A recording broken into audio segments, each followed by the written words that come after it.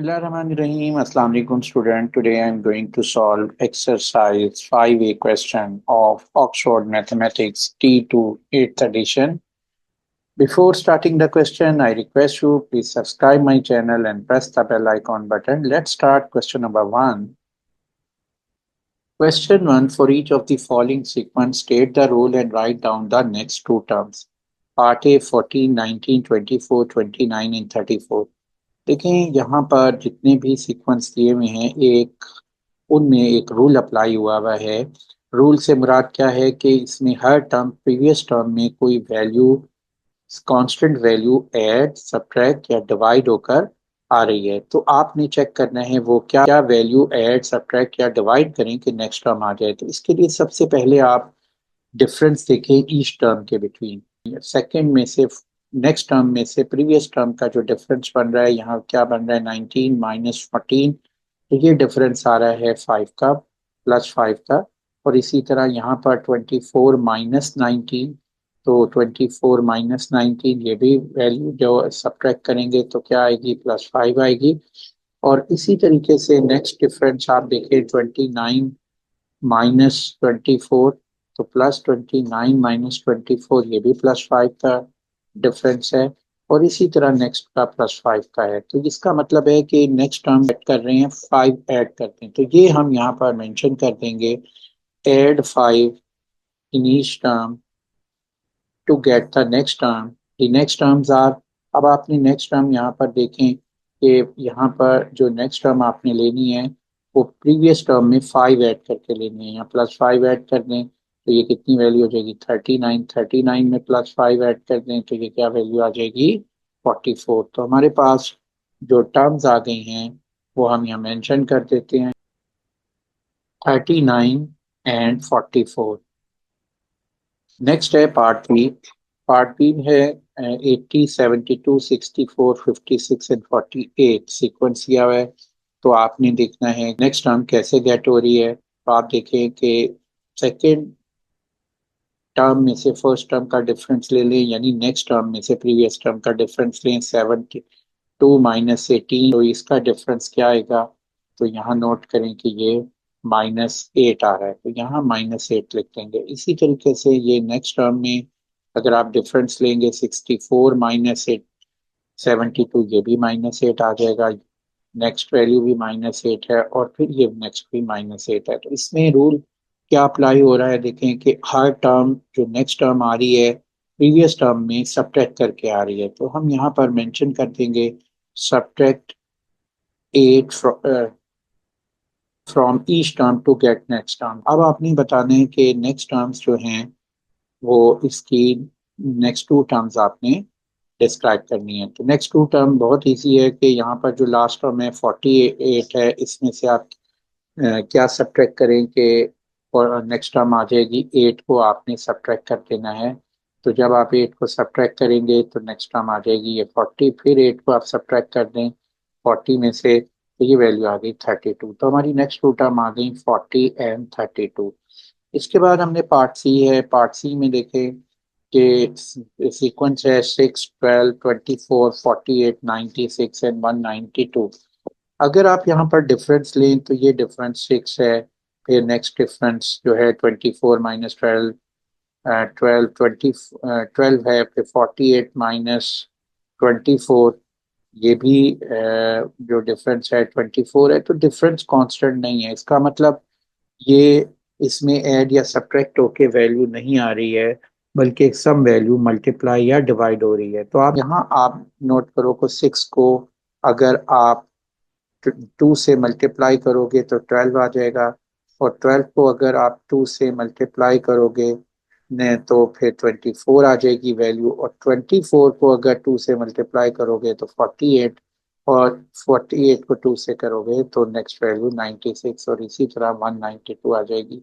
तो आपने ये वैल्यू चेक करने का वे ये है कि आप सेकेंड वैल्यू को फर्स्ट वैल्यू से डिवाइड करें या नेक्स्ट वैल्यू को प्रीवियस वैल्यू से डिवाइड करें। तो डिवाइड करें 12 डिवाइडेड बाय 6 क्या आता है 2, तो एक कांस्टेंट 2 आ रहा है।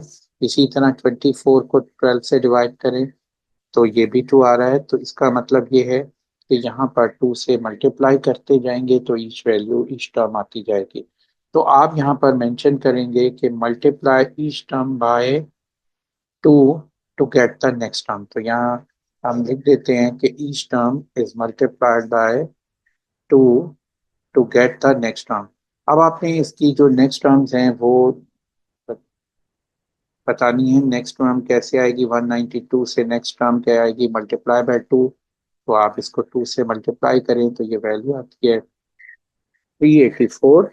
और फिर नेक्स्ट 384 को 2 से मल्टीप्लाई करते तो ये वैल्यू हमारे पास आ जाएगी 768। तो टू टर्म्स आ गई हैं 384 और 768। अब हम आ जाते हैं इसके पार्ट डी पे।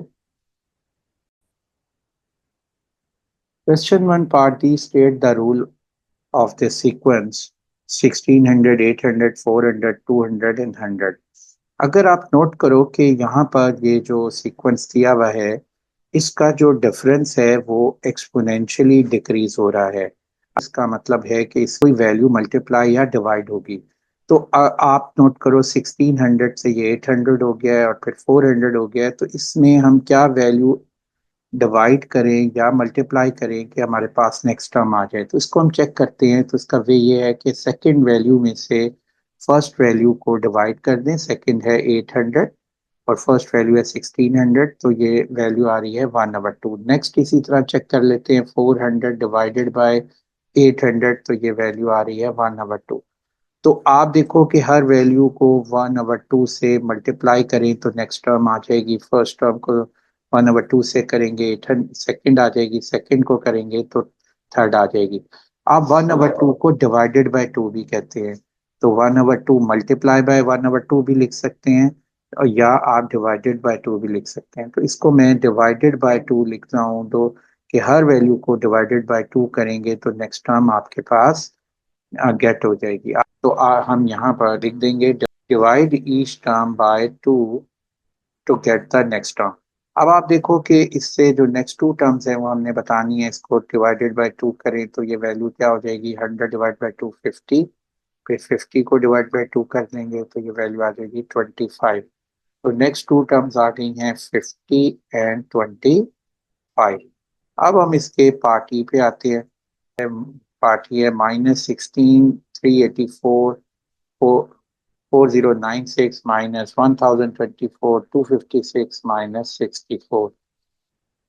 आप देखें यहाँ भी जो डिफरेंस आ रहे हैं इस टर्म में वो कांस्टेंट शो नहीं हो रहा है और दूसरा ये एक्सपोनेंशियली डिक्रीज हो रही है वैल्यू। तो इसका मतलब है सम वैल्यू से हम इसको डिवाइड करेंगे तो ये हमारे पास आंसर आएगा। चेक करते हैं कैसे करेंगे। मैंने पहले भी बताया था कि सेकंड को फर्स्ट से डिवाइड करते हैं।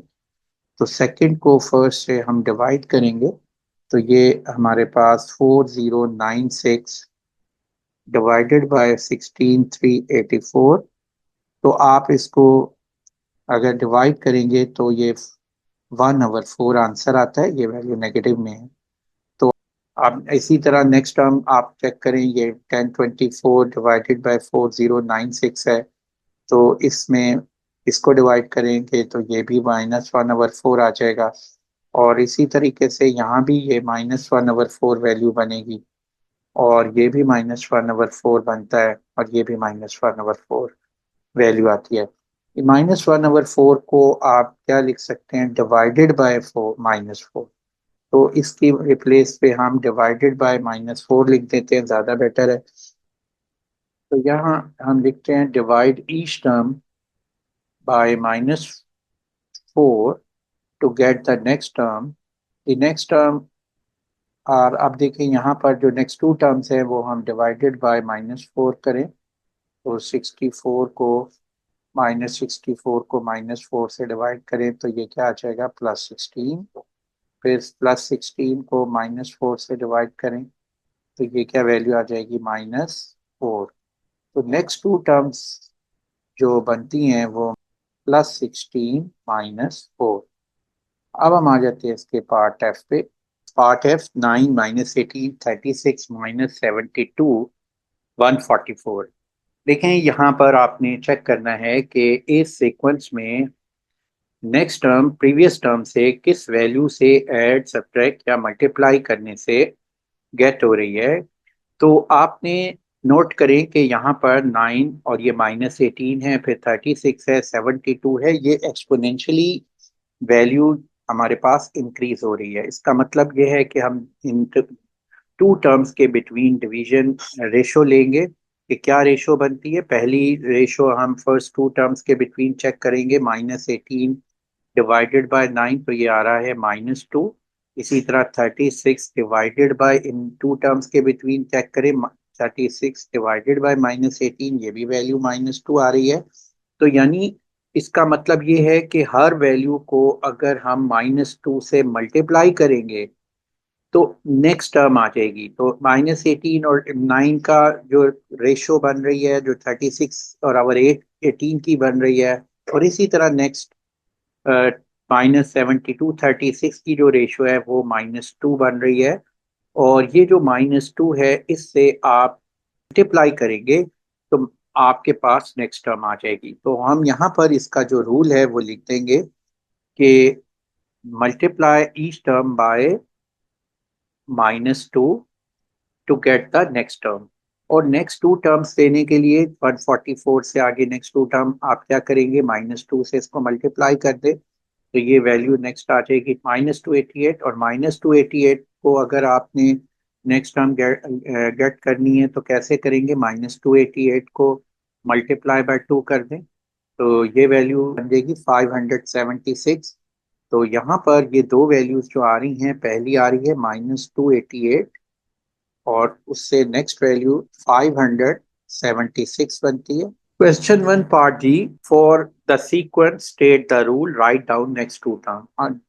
अब यहाँ पर आपने इस सीक्वेंस का रूल बताना है कि क्या वैल्यू इसमें ऐड या सब्ट्रैक्ट हो रही है कि नहीं। तो नेक्स्ट टर्म गेट करने के लिए हम कि किस वैल्यू से ऐड या सब्ट्रैक्ट करें कि नेक्स्ट टर्म हमारे पास गेट होगी। तो यहाँ पर हम -59 और -52 के बिटवीन डिफरेंस लेंगे, देखते हैं डिफरेंस क्या आ रहा है। तो ये वैल्यू आ रही है -59 + 52, तो ये -7 का डिफरेंस है। नेक्स्ट टू टर्म का डिफरेंस देखिए, -66 -59, तो ये वैल्यू भी हमारे पास, इसमें भी डिफरेंस -7 का है।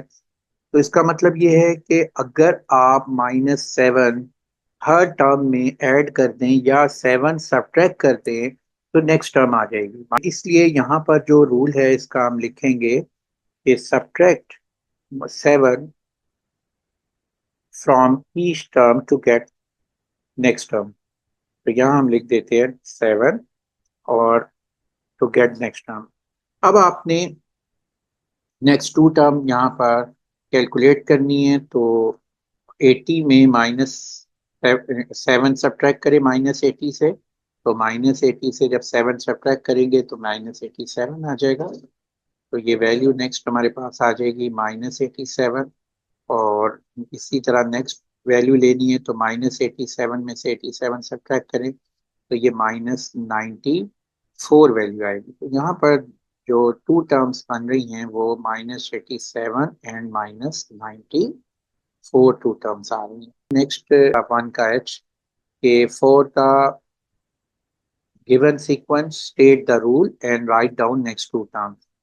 इसमें आपने रूल डिस्क्राइब करना है। तो पहले जैसे हमने टर्म्स को रूल कैलकुलेट करने के लिए क्या किया कि हम देखते हैं कि ये वैल्यू में क्या वैल्यू ऐड सब्ट्रैक्ट या मल्टीप्लाई करें कि आंसर आए। तो इसके लिए हम पहले डिफरेंस देखते हैं कि क्या इनके बिटवीन जो डिफरेंस है वो कांस्टेंट है, यानी हर टर्म में एक स्पेसिफिक वैल्यू ऐड या सब्ट्रैक्ट करने से नेक्स्ट टर्म आ रही है।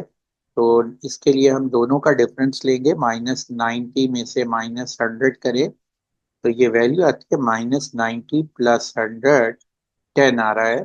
तो इस यहाँ 10 ऐड करें तो नेक्स्ट टर्म आ रही है, तो यहाँ हम लिखेंगे +10। इसी तरह अगर आप -90 और 80 80 और -90 के बिटवीन डिफरेंस लेंगे तो ये डिफरेंस भी 10 का आ रहा है, तो +10 इसमें ऐड करेंगे तो ये आंसर आ जाएगा। इसी तरह नेक्स्ट में +10 करें और इसी तरह -70 में 10 ऐड करेंगे तो -60 आएगा।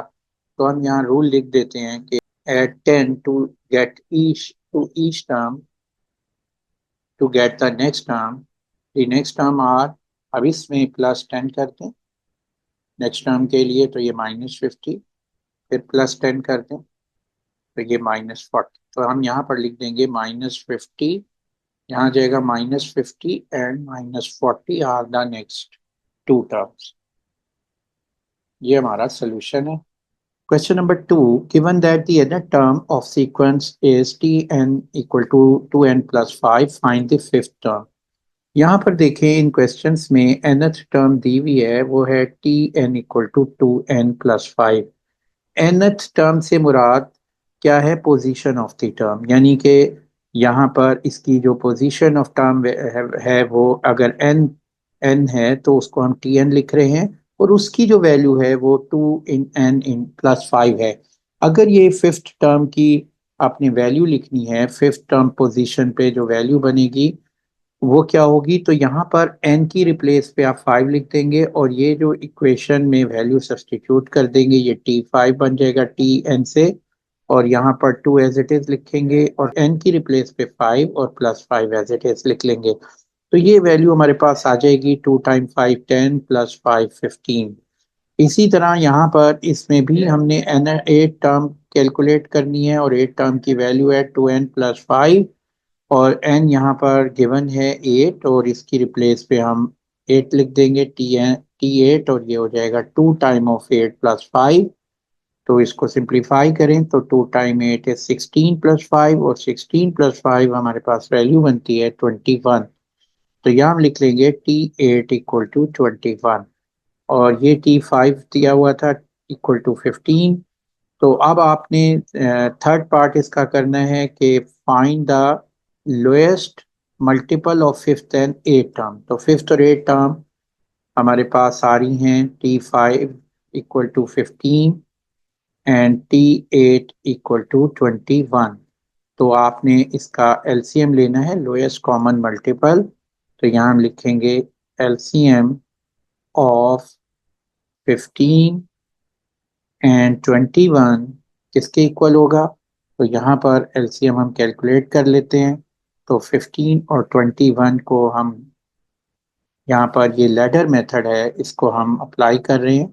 तो इसमें हम सबसे पहले देखेंगे कि ये दोनों नंबर किस नंबर पर डिविजिबल हैं, 3 पर डिविजिबल हैं, 3 टाइम 5 एंड 3 टाइम 7। अब आपके पास ये दोनों नंबर्स एक ही नंबर से डिविजिबल नहीं है, तो अब यहाँ ये स्टॉप हो जाएगी डिवीजन। तो ये हमारे पास एलसीएम आ गया है 3 × 5 × 7, ये आंसर आ जाएगा 105।